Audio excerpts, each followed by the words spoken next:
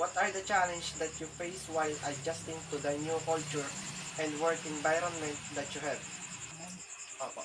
Eh di yung mga yung salita nila, pananalita nila kasi hindi mo naman naiintindihan yun. Tapos, yung kultura nila, hindi ko naman, yung malamig doon, hindi doon mainit. Malamig. Malamig doon sa tapos yung pagkain, yung lutuin nila. Magkakaiba rin po kasi. Oo. Yung mga alam ko ba. Are some sacrifices that you did while working abroad? Kumbaga po Magdadalawang taon pa lang yung patatlo kong anak. Kasi iniwan ko na, ganyan. Tapos, wala akong iniwang pera, hindi pa ako makapagpadala ng sahod. May sakit pa yan. Tapos, hindi mo rin alam kung ano galing ng amin. Tapos, hindi rin ako nakakakain doon.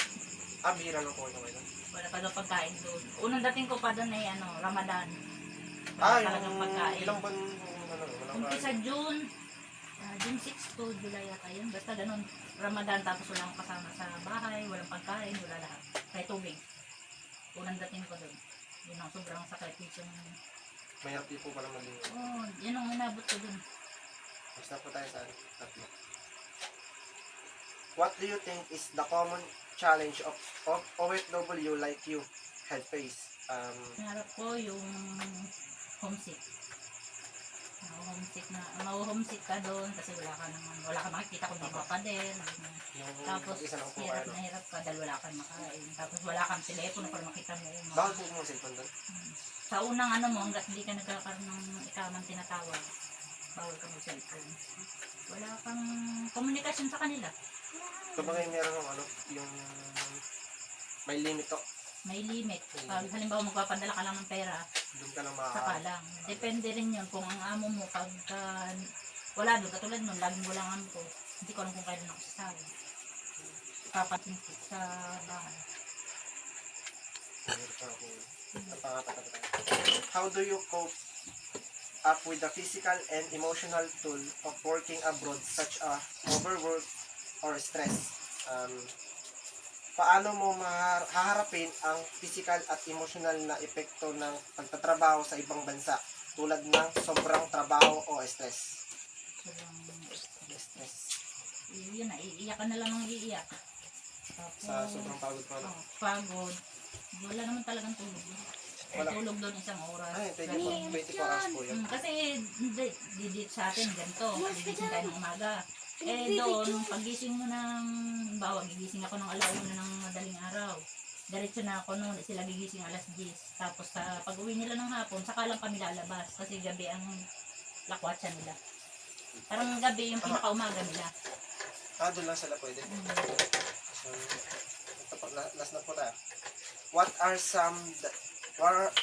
some of the lessons that you have learned about yourself and abilities while working abroad? Magbaon ka talaga ng pasensya. Pasensya po. Magbaon ka ng pasensya, matuto kang harapin kung ano meron din sa kanilang bansa. Kasi pagka pumirma ka ng kontrata, ang pinirma mo, kung wala silang pagkain doon, wala kayong kakainin. Kung ang pinirma mong kontrata, isang oras ka lang matutulog, isang oras ka lang matutulog. Sortehan na lang po talaga. Pasortehan. Kasi napuntahan kong bansa, yun talagang maigpit ako. Pinamagpit na yun. Tapos, kailangan talaga yung labanan mo talaga yung yung homesick. Homesick talagang pinamatindig mong kalaban. Kahit pa masaya, okay yung amo mo. Pero hindi mo kayanin. Katulad niya, nag-alaga akong magkakasing edad lang nila. Magkakasing edad po lang? Kaedad nila, yung mga inalagaan ko doon. Sa kontrata ko, isa lang, pero 3 din. Tapos kaedad pa nila. Sobrang sakit nag-aalaga ka ng bata na yun. Kaya kailangan panatiliin ng na mawala yung homesick mo. Kahit gumawa ka ng gumawa. Tapos wala pa ako kasama. Hindi po maiwasan yun po. Wala pa nga kasama doon. Pero sa kontrata ko, 3 kami. 3 kayo? Ang lumabas na po, kayo lang po. Bali, ilang floor yung bahay nila. Malaking bahay. Solo ko lahat yun. Nilagang bata. Solo ko, walang pagkain. Hanggang sa yun na, nagkasakit na ako. Bumalik ako dito dahil pumapasa na ako. Dahil na, bakit niya. Ah, Ayaw pa ako pauwi ng ano. Kaya dinana ako sa OWA. Sa ano, polo at saka sa Ay, ayaw na ako pauwi kahit na sa kanya.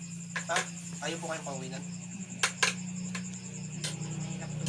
Kung kahit gusto mo nang umuwi, yung inaano ka na ng mga nasa agency. Hindi po. Kaya dinana ko sa polo. Kumbaga mahirap din po pag may problema tapos mahirap pong makaano Hindi po ka basta ng makakauwi. makakauwi. Lalo pag hindi ka marunong lumaban sa amo mo, ako lumalaban kasi ako sa amo ko. Kasi ang gusto ng amo ko magtrabaho ko kahit na may sakit ka, May sakit. pababangunin ka.